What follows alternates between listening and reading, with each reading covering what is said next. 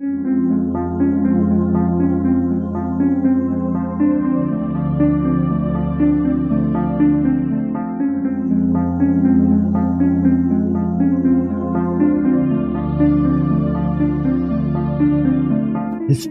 tells the story of the world and of our lives. Sometimes that history goes bump in the night.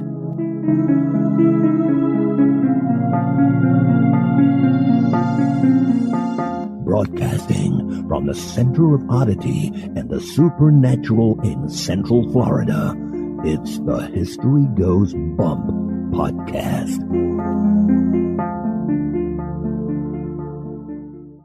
Hello, you spooktacular people. Welcome to this 534th episode of the History Goes Bump podcast. Ghost Tours for the Theater of the Mind. I'm your host, Diane. And this is Kelly. Kelly, on this episode, we have another Haunted Cemeteries. This is number 29. Love it. On this episode, we're going to feature cemeteries from 6 different states. Kelly, you and I just started watching 6 Feet Under because they dropped the series on Netflix. I know it's been out there for years and years and years, but we've really been enjoying it. Yes, we have. And one of the recent episodes, I think it was the final episode in season 1, the really annoying woman who's on there that's always bothering David, her aunt died. And she was really close to her aunt. She said it was the only one who ever loved her.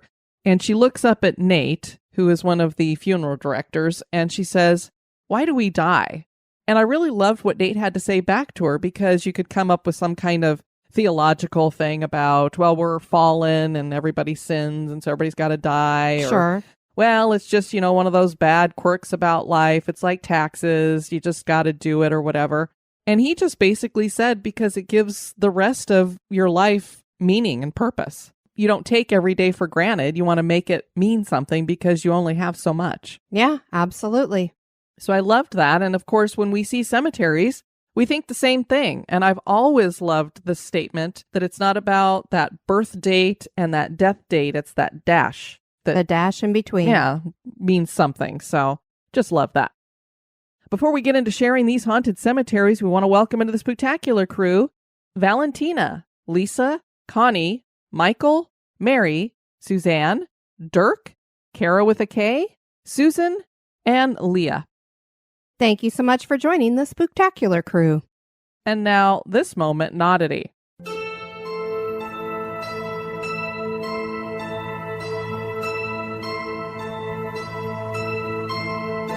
Sometimes a disembodied hand is just a disembodied hand that may be looking for its body. Or maybe it's Thing from the Addams Family. Or perhaps it could be the representation of something that is lore with a touch of the historical, as it is at the Tower of London. The Tower of London is one of UNESCO's World Heritage Sites and is a historic castle located on the River Thames in London, England. Originally constructed as a defensive fortress, the tower is now an iconic landmark beckoning tourists from all over the world. The first building that visitors encounter here is Byward Tower. Prior to passing through its archway and hidden in plain view is a foggy brick of glass built right into one of the drum towers. Resting just behind the glass is a macabre sight, a human hand. Although it is artificial, it is enough to give some tourists the heebie-jeebies. Lore has it that due to the Byward Tower having been the main entry to the castle, visitors were required to place their hand within the hole and speak a password to gain entry. If the word uttered was incorrect, then the potential intruder would have their hand chopped off then and there. Although the yeoman warders who currently guard the castle are not sure of the hand's origin or purpose, the sight of a disembodied hand encased in the wall of a medieval castle certainly is odd.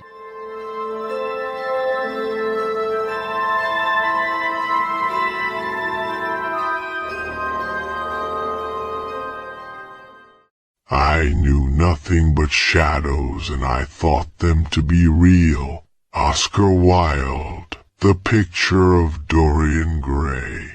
And now, this month in history.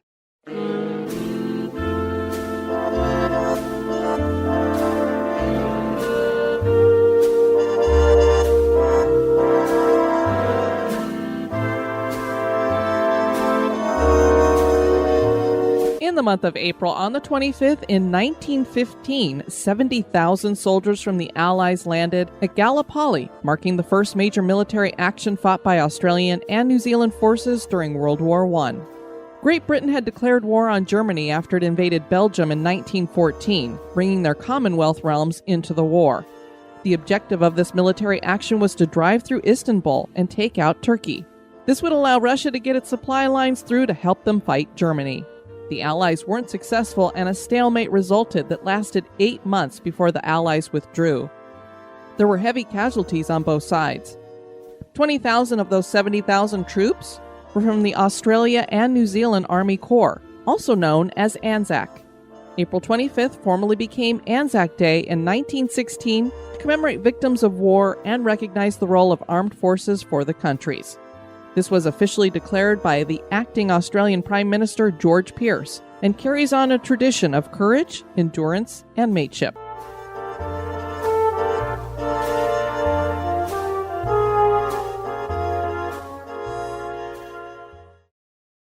It wasn't until the 19th century that it occurred to people that cemeteries could make great parks.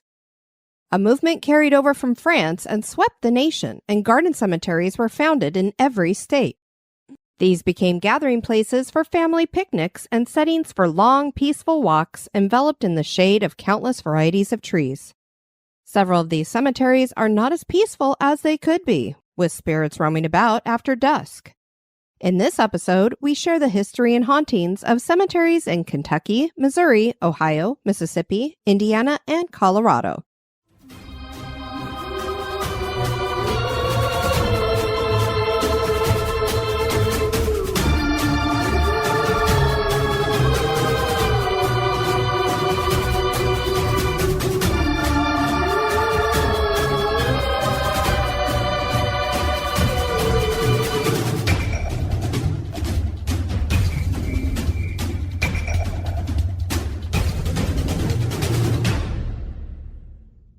First up, we have Cave Hill Cemetery. Cave Hill Cemetery is located in, and of course we know I'm going to say this wrong because nobody can say this name right. Louisville, unless you live there. Kentucky. This is the largest cemetery in Louisville, and many claim that it is the most beautiful cemetery in Kentucky. This is a 296-acre burial ground located at 701 Baxter Avenue that is not only an arboretum, but it's the final resting place of Muhammad Ali and Colonel Sanders. Awesome. I actually saw Muhammad Ali once. Oh, that's right. You told me when you did a marathon or something. Yeah, the LA Marathon. He shot the starting gun. That's so cool. I jogged right underneath him. Neat. Cave Hill was chartered in 1848 on a rural property known as Cave Hill Farm. Garden cemeteries were the rage in the late Victorian era, and Louisville wanted their own, so they hired Edmund Francis Lee to lay out the design. There were lakes and ponds and hills and winding paths. Beargrass Creek runs through the middle and is fed from a cave for which the cemetery is named. And yes, you can kind of creep into it, but it doesn't go back very far, so it's not really that cool of a cave. There are 500 varieties of trees on the property, some of which have won awards. Awesome. William Johnston had owned the land, and his farmhouse that still stood on the property was turned into what was called a pest house. I hate that name. It's awful. I know. This was a place for people with contagious diseases to be locked away from the public. That was demolished in 1872 and replaced by Beechhurst Sanitarium that was open until 1936, when it too was demolished. The Italian Renaissance Revival entrance and main gate was added in 1880. Another entrance was added on Baxter Avenue, and this featured Corinthian styling with a clock tower that held a 2,000-pound bell. Apparently, this got hit by lightning a lot, as it was the tallest structure around for years. There are over 120,000 internments. That's a lot of bodies. Yes, it is. Over 250 Confederate soldiers are buried, one of whom was Brigadier General Alpheus Baker. The founder of Louisville, George Rogers Clark, was buried here after being exhumed in 1869 from another cemetery. A friend of his, Judge John Rowan, said at his funeral, "The mighty oak of the forest has fallen, and now the scrub oaks sprout all around." Meriwether Lewis Clark, the grandson of the famous explorer, has his plot here. I love how he has both their names in his name. Yeah, it's cool. Well-known burials here include the sisters who created the Happy Birthday song, Patty and Mildred Hill. The founder of Kentucky Fried Chicken, Colonel Harlan Sanders, died in 1980. He developed his secret recipe for breading chicken and cooking it in a pressure fryer in 1940 when he was 50 years old. So it's never too late to do something that's going to make you world famous. This is true. He was buried in his trademark white suit and black Western string tie. His second wife joined him at Cave Hill in 1996. One of the greatest American boxers of all time, Muhammad Ali, was buried at Cave Hill when he passed in 2016. There are many unique memorials graced with sculptures. Sandra Twist, a mother of 3 kids, had once been a fashion model, and so an elegant statue graces her plot with a stone tablet sharing the story of her career. The grave of 3-year-old Samantha Ann McDonald has a birdbath and a sculpture titled Jesus is My Swing Set. Her likeness sits on a wooden plank suspended by ropes, and a rendition of Jesus stands behind her gripping the ropes. Little Samantha passed when she accidentally rode her trike into the family swimming pool and drowned. The lyrics to Jesus Loves Me are carved into stones on either side of the sculpture. It's a cute sculpture, but also a little creepy because Jesus is like just coming out of this weird arched kind of thing, holding onto those ropes. We'll post some pictures on Instagram. Harry Leon Collins was known as the Frito-Lay magician because he'd been a salesman for the company and then became a full-time Frito-Lay Corporation magician. Who knew you could have a job as a corporate magician?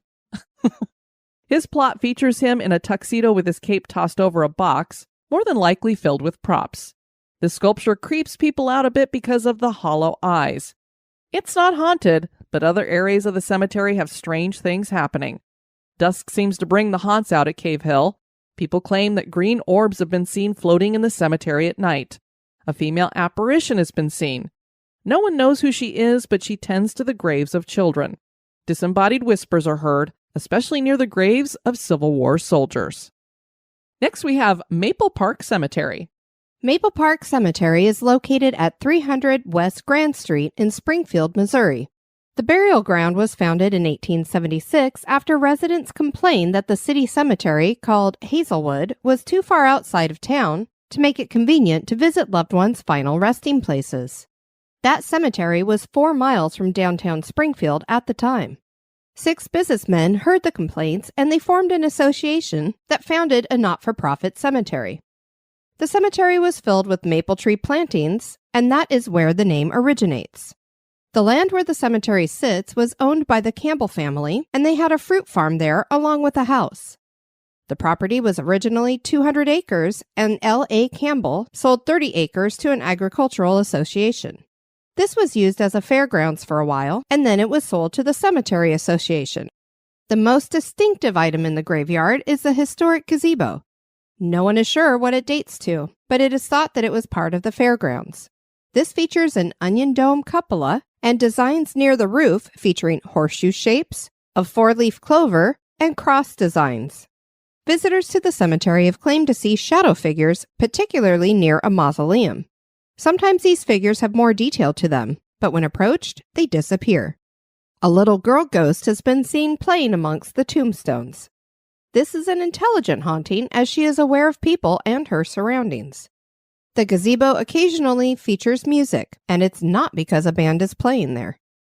Next up, we have Red Oak Presbyterian Cemetery. Red Oak Presbyterian Church is a historic church in the old river town of Ripley, Ohio. The church isn't fancy, just a little knockabout place.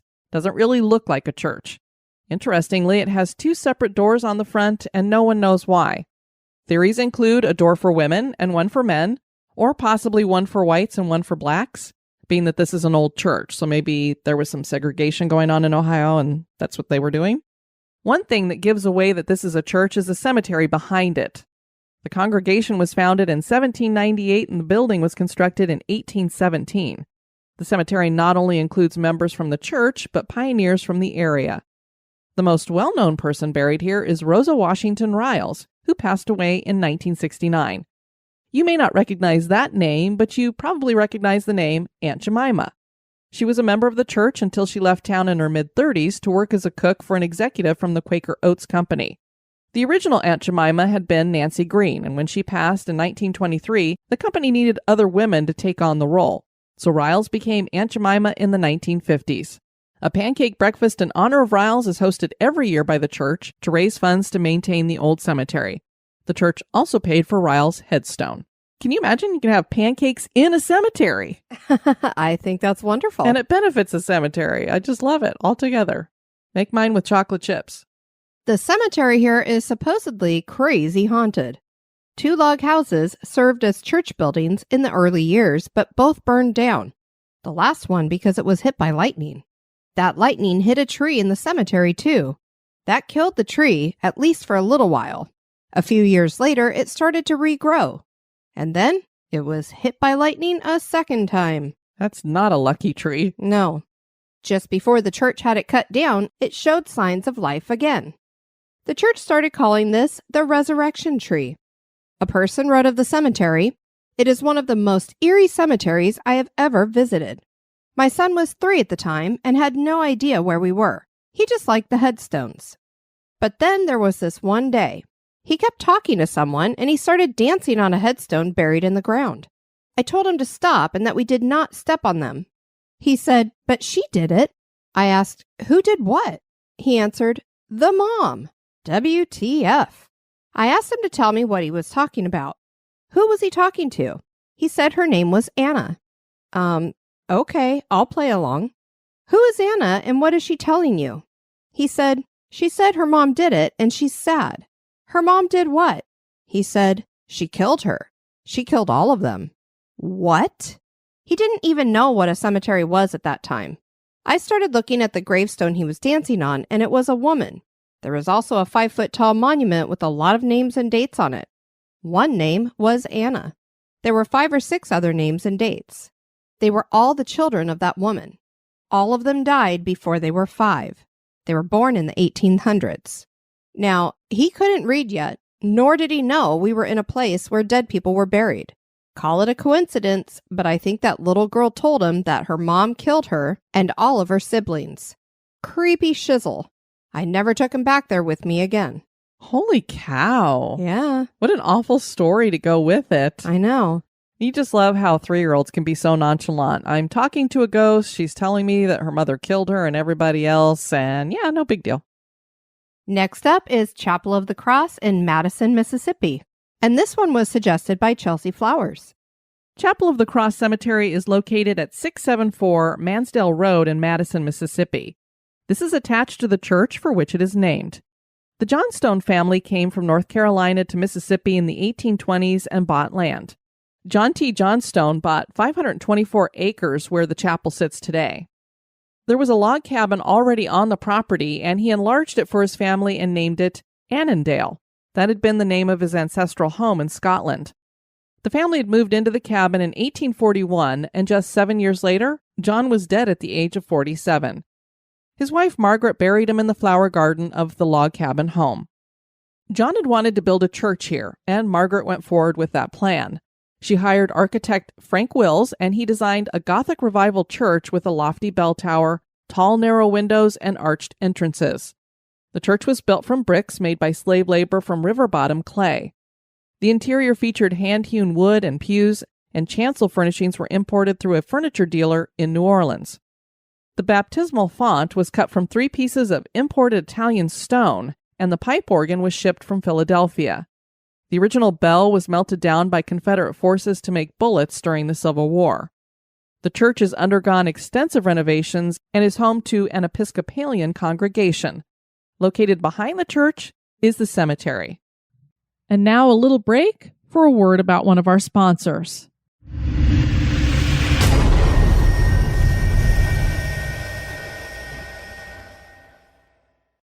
Rodney Mooney heads up the Wandering the Pines of Mississippi account on Instagram, Facebook, and YouTube, and Chelsea shared this post in the crew. The following is a true story most have never heard and likely won't find anywhere else, at least not in its entirety. Thank you, Leslie Miller, guide for Mount Helena in Rolling Fork, Mississippi, for introducing me to it. This story strengthened my resolve to record our Mississippi stories and share them for hopes of preserving our state's great history before it's lost. Let me just say the account's great. You need to check out all the stuff there, especially for Mississippi history. I have a lot of ideas of how I'm going to preserve these stories, and I'll share with you in the future, but in the meanwhile, brace yourselves for a small sample of one of the most beautiful stories I've ever heard. It's Christmas, 1855. 16-year-old Helen Johnstone is celebrating with family at her sister's house when there's a knock at the door. She answers it to find the very handsome Henry Vick, from the same family that settled Vicksburg, so think of him as a Mississippi prince. And of course, Vicksburg was named for that family, obviously. Though we must then also see Helen as our Mississippi princess as well. Her family was very well off and established much of Mississippi as well. Her bloodlines went back to some major Scottish clan roots, and as you heard, the family named the property for that. As Helen answered the door, Henry explains that he was traveling from Nita Yuma when his wagon became stuck in the mud and a wheel spike had broken. While he was looking for help, he found more than he bargained for at that doorstep. It was love at first sight. Helen begged her parents for Henry to be allowed to stay until they fixed the wagon. A few days later, and before he could leave, Henry asked Helen's widowed mother for permission to marry her daughter.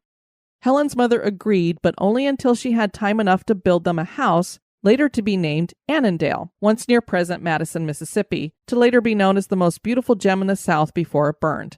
She also did this to protect her daughter, to give them a longer engagement, being Helen was only 16. 2 years pass, the house is almost complete, so Henry and his friends accompany him to New Orleans so he can buy a suit for the wedding. It was to be the wedding of Mississippi royals after all, and was to be a wedding for the ages. There are 2 stories as to what happens next. It is said that Henry had a run-in with someone over land. However, the following is the story that I feel is more accurate after further research. One of Vick's companions, in some accounts referred to as Mr. Stith, on the trip to New Orleans, became angered when he fell off his horse after trying to get on it. He blamed it on Henry's manservant not saddling it correctly. Stith said, if Henry didn't beat the manservant himself, he'd do it himself. Henry protected his manservant, siding with him over his friend, angering the man further. After a heated conversation and needing to be separated, things seemed to have cooled down, or so Henry thought. They made it to New Orleans, bought the suit, and were celebrating at a bar when Stith, still angry, approached Henry. Stith demanded a duel with pistols. Henry then denied the request, as Helen had explicitly requested that Henry never do such a thing before he left. She couldn't bear to lose the love of her life, nor the thought of him taking the life of another. However, at this refusal, Stith declared to all in the bar that by not agreeing to a duel, his entire family name, Vick, would be tarnished and he would no longer be known as a gentleman of honor. Would the city of Vicksburg have to change its name? For shame. Apparently, this threat was enough. Honor was held in much higher regard back then. Henry agreed to the duel, but dueling was illegal. They found a field hidden away all the way out in Mobile, Alabama, where they thought it was private to have the duel. Being the gentleman, after walking their 10 paces, Henry turned but fired a shot straight up into the air. After all, he promised Helen not to kill a man. Unfortunately, Stith did not miss, hitting Henry right between the eyes, killing him on the spot. As police were made aware of the duel and closing in, Henry's friends gathered the body, hid it in a box with coffee grounds to mask the smell, and sent it on a train with the caterers delivering food to the wedding, none all the wiser that the groom was dead in a box with them. Can you imagine doing that? Terrible. Henry's friends were unable to get word to Helen about her fiancé's death due to the illegality of the dueling and being pursued by police, so unawares, Helen and her mother were still decorating the newly built church, the Chapel of the Cross in Madison, for the wedding. Waiting for her fiancé to arrive, the joyous mood turned to despair as her husband's body arrived instead. Instead of a wedding, they had a burial on their wedding day. She wore her wedding gown and, all with lanterns to light the way, buried Henry Vick in his new suit in the Johnstone family plot. It is said that Helen would not leave and stayed nearby, sitting on the cold iron bench, rain or shine, beside his grave, wailing, crying, and talking to him for months, until her mother took her away to visit family in Scotland. Years passed. Helen returned to Mississippi and married a reverend and soon had children. They all lived happily at Mount Helena in Rolling Fork, Mississippi, built atop an old ceremonial mound. She is said to have had a happy family life for the remainder of her years. However, perhaps Helen and Henry's love story did not end as many suspect. I was made privy to a new wrinkle to the story. Her husband, the Reverend, had passed, and Helen was on her deathbed at the top of Mount Helena. I was told that her mother was at her bedside, when Helen looked up and smiled. With her last breaths, Helen said, "Mama, do you see him? It's Henry. I see him coming in his carriage to take me home." There are also other stories of sightings of Helen's ghost still haunting Henry's graveside, sitting on the same iron bench. Whether or not you believe they are reunited in the afterlife, no matter if her last words and present haunts are true, the love story between the bride of Annandale and Henry Vick was real. And I like to think that by remembering and retelling this tale, they are united again, their story preserved, and their love immortal. Quick note, when visiting Henry's grave at the Chapel of the Cross, I was in respectful silence and admiration when out of nowhere a ray of sunlight broke through the leaves in the trees, passed over Helen's bench, and illuminated the cross atop Henry's tombstone. It was brilliant. I love that. So what I did is I went and searched out Rodney Mooney and Wandering the Pines of Mississippi, and because I wanted to see the pictures. And so I was looking at the pictures. He has a gorgeous one of the church, and then there's this picture with the sunlight. So I asked Rodney if it'd be okay if I would share those pictures of his. So we're going to put those up on Instagram so you guys can see those. See what you think. Did the sunlight just happen to come through by coincidence, or was Henry giving him a little wink and a nod? Maybe Helen as well. Yeah. What a great story, though. I love it. I do too. Next, we have Justus Cemetery. And that's exactly how it's spelled. Justus. But it's all one word. But I love that for a cemetery. It's just us dead people in here. That's a good name. Justus Cemetery is located at 805 South Howard Street in Oxford, Indiana. There are around 1,200 burials here. Burials have taken place since 1808, but the cemetery wasn't officially established until 1840. The first burial after that was for James McConnell on March 11, 1840. One of the burials here is connected to a tragic story.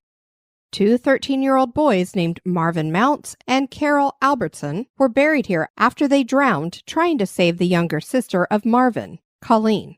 It seems Colleen was wading in the shallow water when she stepped off into a deep hole. The boys were fishing and came running when they heard Marvin and Colleen's mother screaming. Neither boy could swim, but Marvin jumped in while Carol grabbed a pole for Marvin to grab onto. Carol slipped into the hole trying to rescue Marvin. Both boys went under and never surfaced, but Colleen bobbed to the surface and was pulled out by some people who had come running to the scene, and she was revived and saved.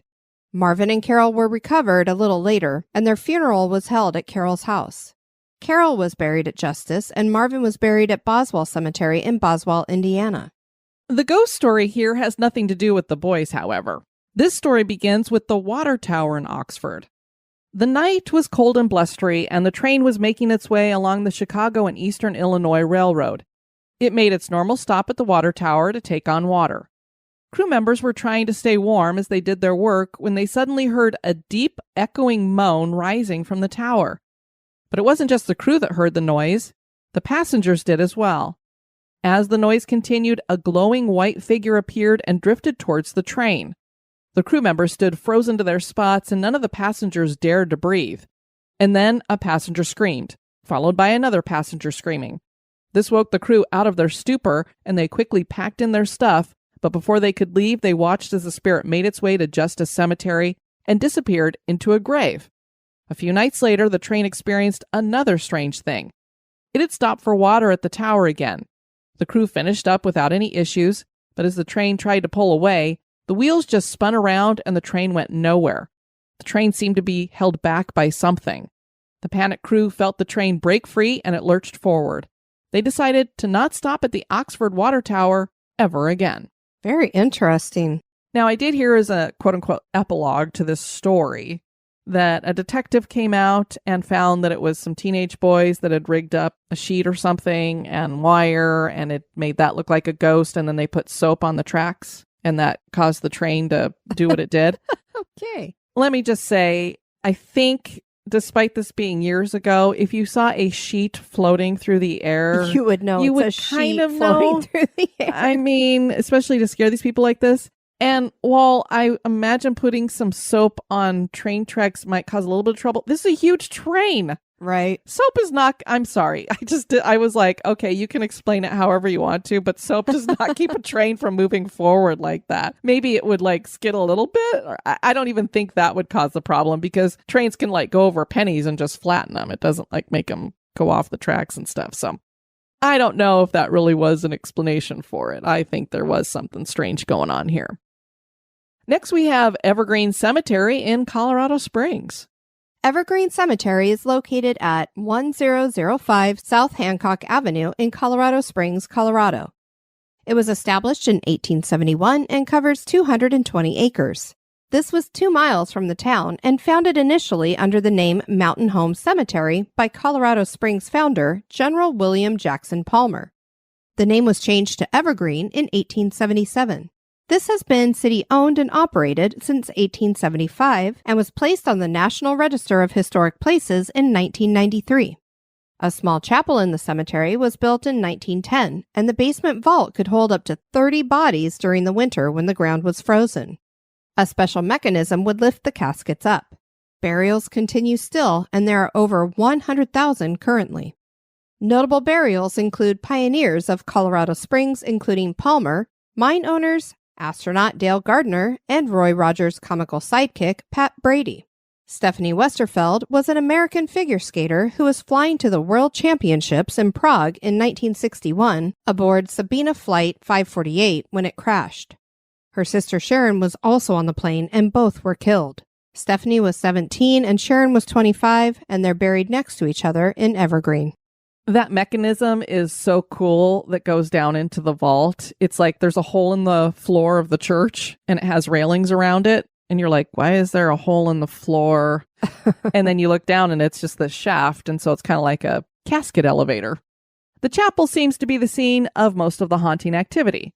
Strange, unexplained noises have been reported, and dark figures have been seen inside near the casket lifting device. A woman was visiting when she reported feeling a cold blast go through her as she was going down the stairs of the chapel. She felt extremely uncomfortable. Another woman experienced the same thing and said the cold blast felt negative.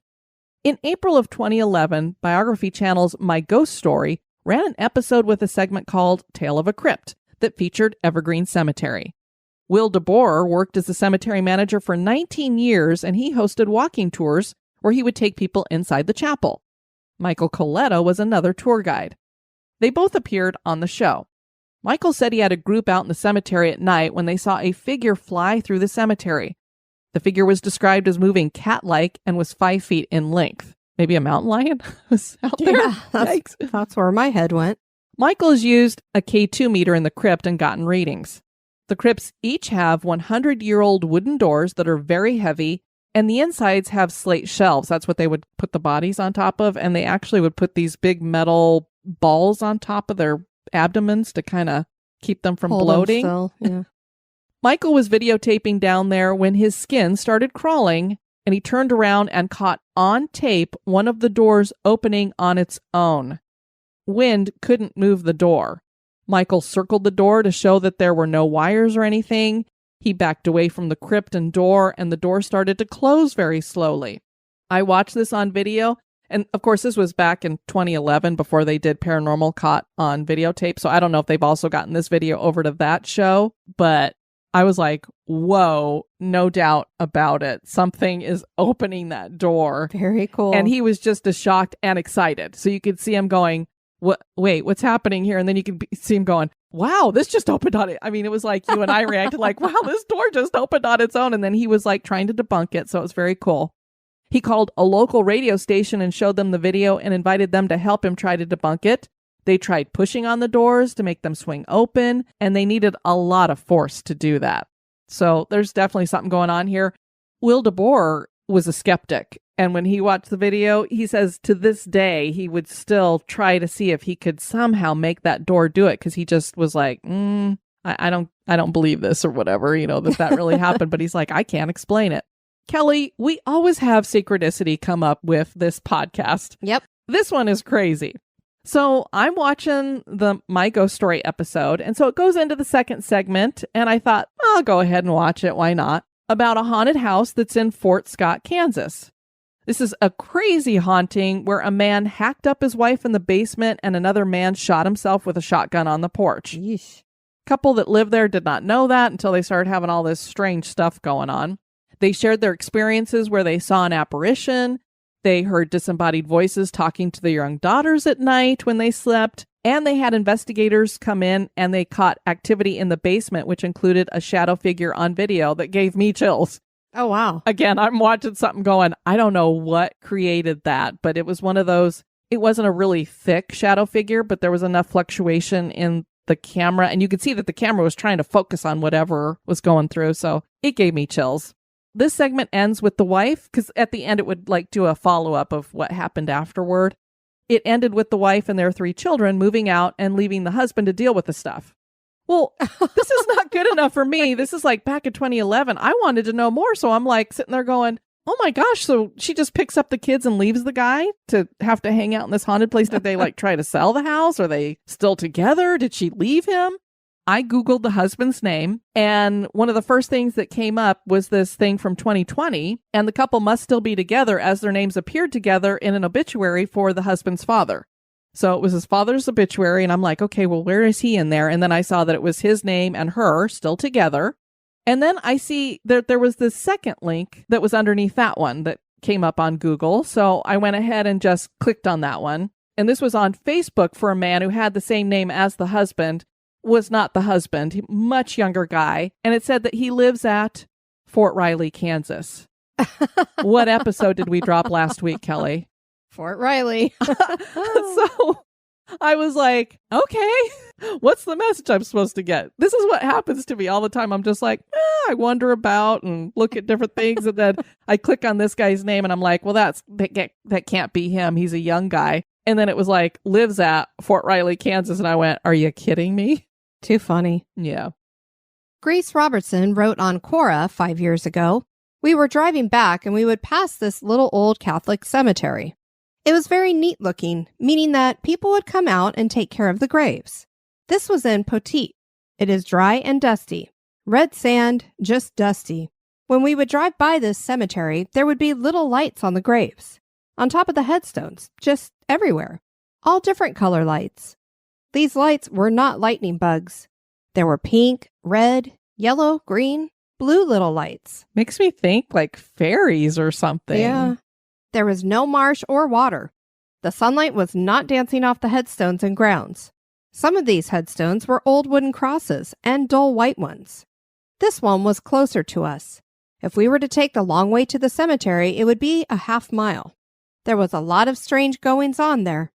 We would have to drive past that cemetery to get to our home. We would see shadows there walking about. There would be fog that surrounded the cemetery, and it would look like a gate of fog. Everything else would be clear, very clear, but that fog would surround the small cemetery. Again, you would see corpse lights. I love that name. I don't know if she came up with it or if that's a legend kind of thing. Will-o'-the-wisp just hovering there. If they were lightning bugs, they wouldn't just stay in one spot. Sometimes when you would drive home late at night, there would be a shadow darting across the road. There were plenty of accidents because of the shadows.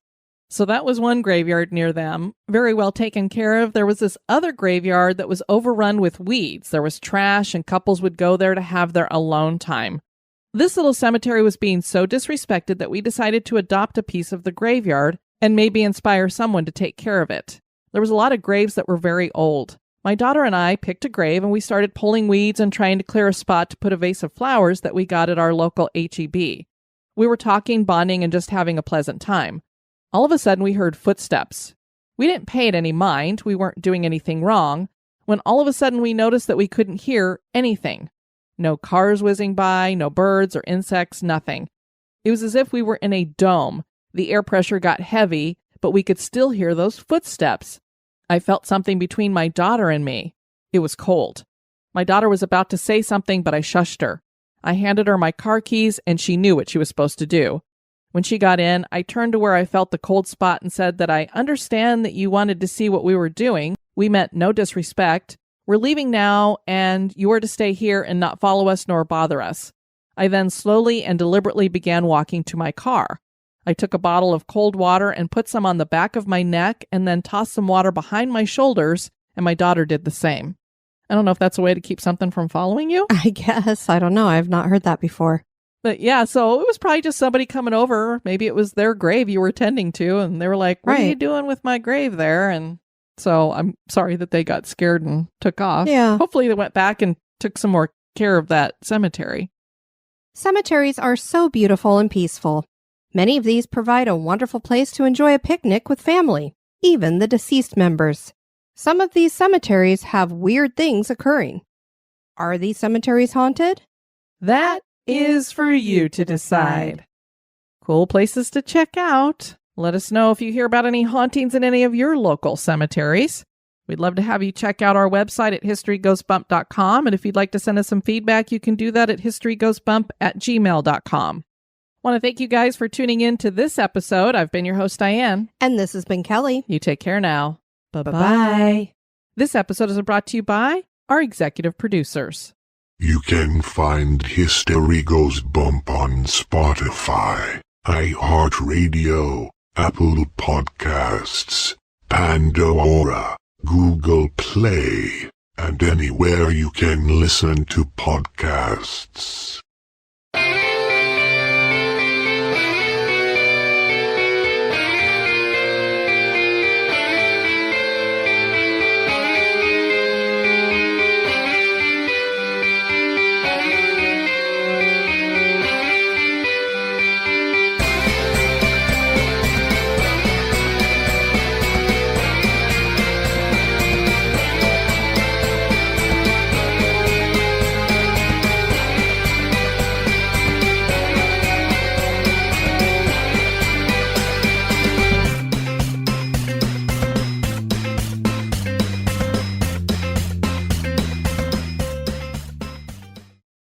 Although the yeoman warders who currently guard the castle are not sure of the hand's origin or purpose, the sight of a disembodied hand encased in the wall of a medieval castle certainly is odd. Ooh, I have an idea for our door now. It'd make a lot of those unwanted people who come to your door go away if they had to put their hand in the wall and then bam. No solicitation. Or you lose a hand. Disembodied whispers are heard, especially near the graves of Civil War soldiers. Disembodied whips? Is that what I ended up saying at the beginning? Initially, I think. It sounded like it. Disembodied whips, I'm sure there is such a thing, you know. Whip good. Well, I Get would straight. Well, I Go forward. now she's Move singing. ahead. That's much better than what I was thinking disembodied whip sounds could be for. This features an onion dome cupola and designs near the roof featuring horseshoe shapes, a four-loaf clover. clover. Great. Notable burials include Pannies.